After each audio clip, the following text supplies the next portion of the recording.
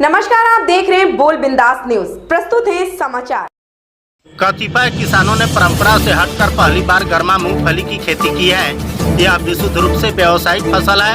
वर्तमान में लहलहाती फसल को देखकर उन्नत पैदावार की उम्मीद प्रबल हो गई है, लेकिन किसानों ने कहा कि फसल की बुआई व सिंचाई से सैकड़ों गुना अधिक मेहनत फसल की सुरक्षा में करनी पड़ रही है, जबकि परिस्थितियों को देखकर सुरक्षा कारगर हो पाएगी ही कहा नहीं जा सकता।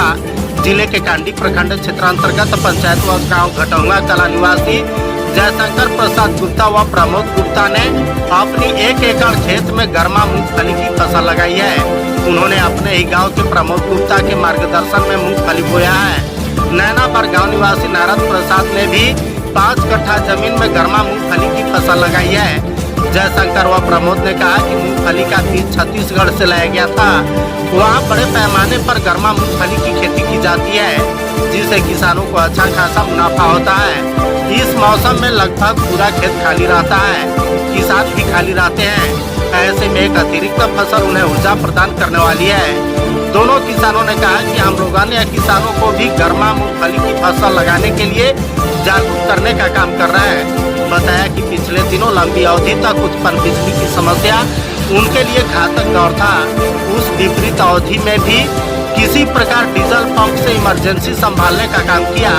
10 दिनों से बिजली की हालत में सुधार हुआ है, जिससे फसल की सिंचाई हो पा रही है। चारों तरफ बंजर जमीन की तरह पड़ती पड़े खेतों के बीच लहलहाती हरी हरी फसल लोगों का मन मोह लेती है, लेकिन नीलगायों के आतंक से वे काफी आतंकित हैं। किसानों ने कहा कि नीलगायों से फसल को बचाने के लिए रात दिन एक करना पड़ रहा है। इसी में सबसे कड़ी मेहनत करनी पड़ रही है। कभी 5-10 मिनट भी चौकसी में चूक हुई तो सारी मेहनत व खर्च पर पानी फिर जाएगा। गर्मा बादाम आपने बोया है, कहाँ से आपको सीख मिली कि हमें बोना चाहिए? ये तो छत्तीसगढ़ से सीख मिली है। कितने मात्रा में आपने लगाया है? अभी तो 1 एकड़ में लगाए हैं, अगले साल ज़्यादा लगाएंगे। फसल के लिए बीज आपने छत्तीसगढ़ से लाया है? गए थे रिश्तेदार में, तो वहाँ के लोगों ने बताया कि आप बीज यहाँ से ले जाइए, हाँ आपके यहाँ लगाइए, आप इसका उपज अच्छा होगा। तो हम लोगों ने लाए बीज लगभग 50 किलो। तो 1 एकड़ में तो अपने से खेती किए हैं और बाकी किसान लोगों को जागरूक करने के लिए और बुजुर्गों को भी दे दिया गया है। किसानों को जागरूक भी करने का काम कर रहा है। जी जी जी। क्योंकि इस समय सब कोई जमीन सबको खाली रहता है ना, खाली जमीन में होने वाला फसल है। सिंचाई किस चीज़ से करते हैं? मोटर से करते हैं। लाइन की असुविधा के कारण तो थोड़ा सा डिस्टर्ब हुआ था, लेकिन अभी 10 दिनों से लाइन भरपूर मात्रा में उपलब्ध है, जिस कारण से सिंचाई हो रहा है ठीक से। क्या कहना चाहेंगे किसानों को? किसानों को बताएंगे कि आप लोग भी ऐसा ही फसल लगाइए। खाली समय में फसल होने वाला चीज़ है।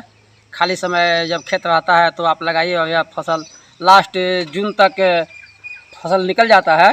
इसलिए किसानों को मैंने जागरूक किया कि आप लोग भी लगाइए, हम भी लगाए हैं, जिससे कि आगे हम लोगों को फ़ायदा मिले। क्या नीलगायों द्वारा फसल को भी नष्ट किया जाता है? हाँ, नीलगाय के द्वारा तो नष्ट किया जाता है, लेकिन इस वर्ष अभी नीलगाय नुकसान हम लोगों को नहीं किए हैं। नीलगायों से बचाने के लिए क्या उपाय अपनाते हैं? क्या नीलगाय से अपनाने के लिए उपाय अपना वैसे तो अलग उलग करते हैं हम लोग, और घेराबंदी भी करते हैं, लेकिन नीलगाय से बचाना बहुत मुश्किल है। लेकिन फिर भी हम लोग बहुत ज़्यादा समय देते हैं। रात में भी हम लोग घूम फिर करके अपना खेती का देखभाल करते हैं। सरकार से क्या मांग करना चाहेंगे नीलगायों के प्रति? नीलगाय के प्रति मांग रहे हैं, नीलगाय को किसी तरीक़ा से यहाँ से हटाया जाए। हम लोग बहुत ज़्यादा परेशान है। गेहूं का फसल तो माने कहा जाए 50-60% नुकसान हो जाता है, लेकिन फिर भी हम लोग करें तो क्या करें, कोई हम लोग पास विकल्प है नहीं। रात दिन एक किए रहते हैं खेत में, उसके बाद भी उन लोग खेती को चट कर जाता है। क्या नाम हुआ आपका? मेरा नाम तो जयशंकर प्रसाद गुप्ता होगा। घर घटौंगा कला होगा।